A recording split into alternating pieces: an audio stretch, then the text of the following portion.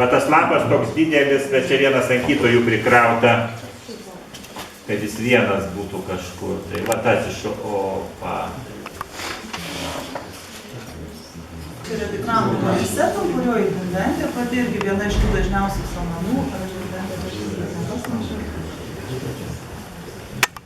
Kai kurie lapai turi taip vadinamas ausytės ląstelių grupės kampuose, tai irgi labai svarbus diagnostinis požymis, arba tos ausytės čia yra, arba jų nėra.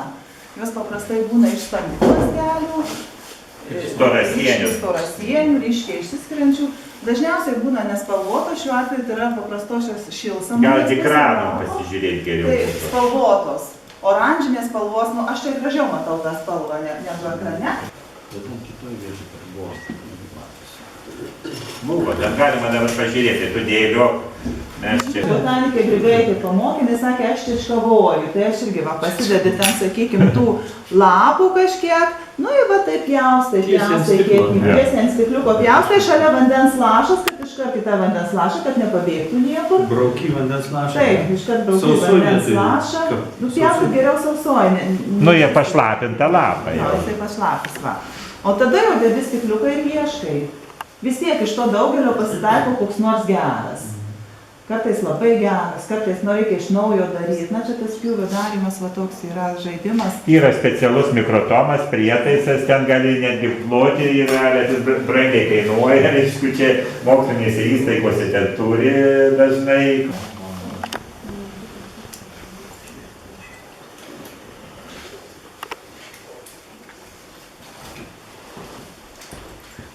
Nelabai čia matėsi gerai. Susilenkęs turbūt. Nu, matėdavo, kur tas galas platė. Amerikiečiai, ne? Ne, žinai.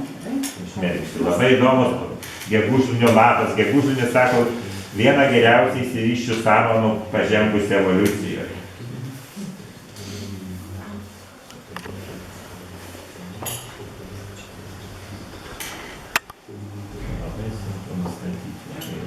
Namuose.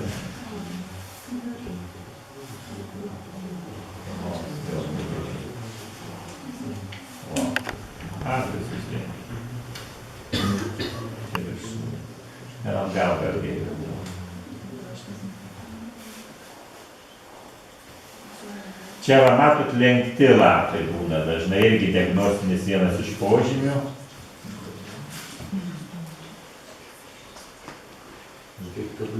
Kabliukai tokie kaip daiktai. Gegužlinių yra irgi tokia grupė, nėra didelė, apie 6 ar 7 rūšis, aš net nežinau, vieni įskiria 7, kiti 6. Auga skirtingose labai augimvietėse, vienos rūšys sausose, galima vieni štai va grupės atsiskirti, kitos pelkėse, kitos miškuose. Na ir turi tokias plokšteles įsidėstę, ypač kai darant pjūvį, nu, labai įdomiai atrodo tų ląstelių, tų, kaip juos, pertvarėlės, tokiuose viršūnė arba įdubusi, arba lygiai būna. Lapas lyg tai iš 2 dalių susidaro. Kaip makštis viena dalis lapo, o kitas tas žalias lapalakštis. Va, gerai, čia tas, va, toj vietoj, va, o, va, labai gerai. Paskui išryškės gal. Turi riebalinius kūnelius, kurie irgi svarbus diagnostikoje yra nustatant rūšį. O kada jau sudžiovinam, kai jau būdinam samaną, tada, kai turim laiko, žiemą jau, pavyzdžiui, riebaliniai kūneliai suyra, jau jų tada nesimato. Bet tai visa bėda, kad sezono metu tikrai nėra kada visą tą medžiagą sutvarkyti, tenka ją džiovinti. Būtinai reikia užmerkti samaną. Aš ir dabar užsimerkiu. Dvindantės gentis šiaip jinai yra nesunkiai skiriama, jau bent vizualiai pasakyti, kad tai yra dvindantė, bet jau truputėlį atmušus akį visai nesunku yra. Va, bet toj pačioj genty yra skirtingos ląstelės. Vienos rūšys turi va, tokias pailgas ląsteles, kitos turi trumpas ląsteles, tai ląsteles būtina tiesiog jau pasižiūrėti. Tai va.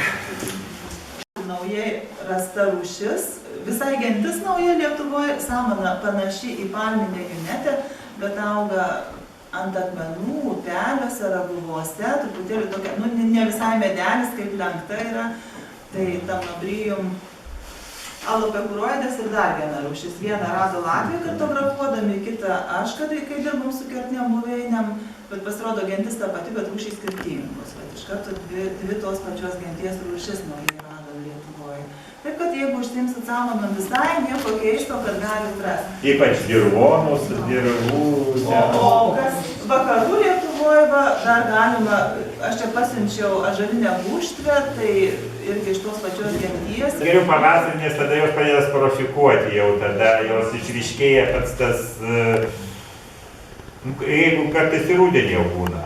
Bet su šita grupė, tai aš sakyčiau, kad gali dirbti iki ypatingo kruopštumo žmonės, nes jau, pavyzdžiui, brijas jau mane biškai erzina tas jų smulkumas, kad Nes reikia tuos dar gumbelius, ant trizoidų tokie įvairūs būna. Yra samanos, kurios turi vegetatyvinių dauginimosi organus, tuos gemalinius kūnelius, ir tie kūneliai irgi diagnostinė turi reikšmę, sakysim, Higodon, Baumgartnerį, paskui brijos, šitą kapiliaris, ar ne? Kas čia? Tubelekas, va. Bet čia visko nepapasakosi, visko nepasakysi, turi timt vadovą, turi dirbti, o kai pradedi dirbti, tada kyla daugiau klausimų, jau aišku, planuoji.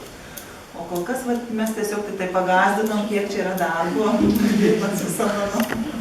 Ir iš tikrųjų nieko keisto, kad tas samanų skaičius, samanų rūšių skaičius per alius yra nedidelis. O kiek vizualiai be mikroskopo galima pažinti? Šiaip Japonija sakė, apie 30% galima surasti. Tai jeigu mes ten užrašom 40 rūšių, tai vadinasi, jeigu dar pasėdėtume kokią savaitę su surinkta medžiaga, tai kokį 120 turbūt. Paprastai dvieiliškai lapuotus yra ir turi dar trečią eilę lapų, dirvinių lapų, vadinamų amfiloastrijom. Tai irgi toks diagnostinis požymis reikšmingas, nes pagal arba turi, arba neturi. Ir pagal tą formą, kai kurias gentis galima skirti, kokios jos yra. Raktu nuo pradžių? Ne. Drepanoklasas, da.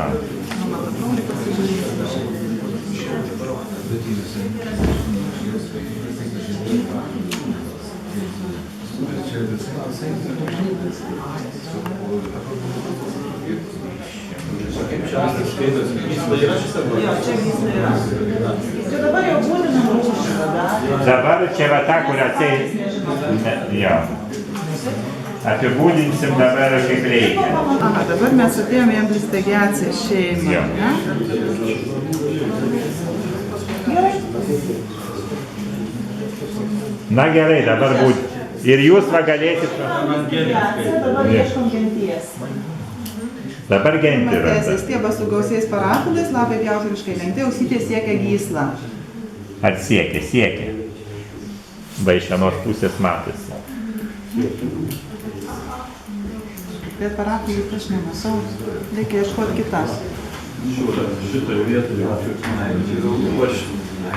čia skaitas va šitos spalvotos ląstelės, siekia gyslą. Neturėtų tai būti. Ne, čia visai eina į kitą dalyką. Tai viena kratoneuron poliustriela. Šitos turi siekti. Čia ne tai. Ne tas. Kai žinom, mums tai lengviau, iš karto va, ir nuklystume į šoną. Šiaip. Praktiškai čia labai mažos ausytės yra, čia tai toksai tas centras ta pačia pajodama. Jo, čia ausyčių kaip ir nėra. Nu va, ten viena už ribos yra. Ta ausytė tai va. Tik tas kampas. Tas kampiukas tik tai yra, ten jau ne ausytė. Nes tų, kur siekia gysla, tai yra plati, tokia juosta, gražinu, aišku, mums geriau, nes mes žinom, kaip atrodo. Dabar stiebas be parafilų, lapai tiesūs arba lenkti su ausytėmis arba be jų. Aišku, su ausytėmis, einam į trečią. Gysla trumpa. Parafilių tokios išaugos yra, bet čia nėra jų. Dabar mes labai žiūrim. Gysla trumpa, dviguba arba lapai visai be gyslos. Na, čia matos, kad gysla ilgai, jinai eina tolyn, jau bent iki pusės lapo, tai tikrai yra. Taip, iki pusės ir daugiau. Ir daugiau yra. Taigi antitezė, gysla paprasta, baigėsi lapo viduryje arba šiek tiek aukščiau. Taip. 8. Ląstelės siauros ir ilgos.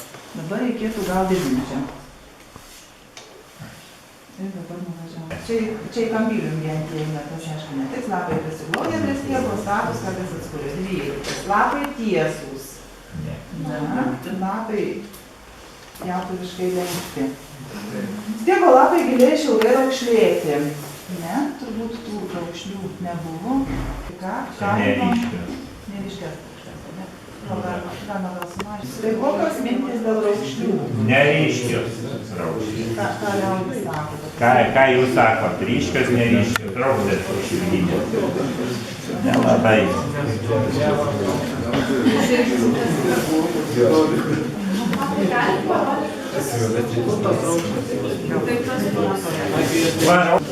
Nu, bet čia neryškios.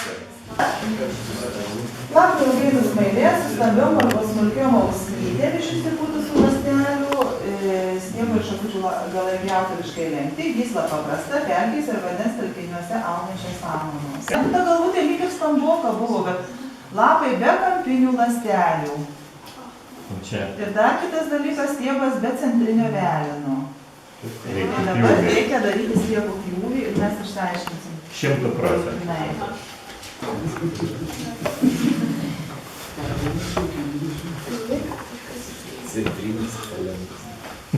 Arba galima taisyklę, kad 10%, pavyzdžiui, rūšių nusibraukia nuo masytų. Iš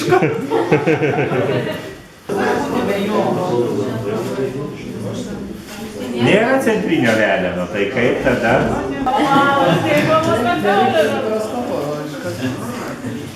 Dar neaišku. Už skonį negalima pasakyti? Žydrūnas dėl skonių. Aš vakar kada čia vienas paragavo kertis vienos, spjaudė pusę valandą. Čia kerpsna mane. Novelija. Va, ragas va labai gerai matosi va šitą šonį. Va, vienas, kitas ragas. Kelėdžio žnyplės, va taip lapas. Va. Kas?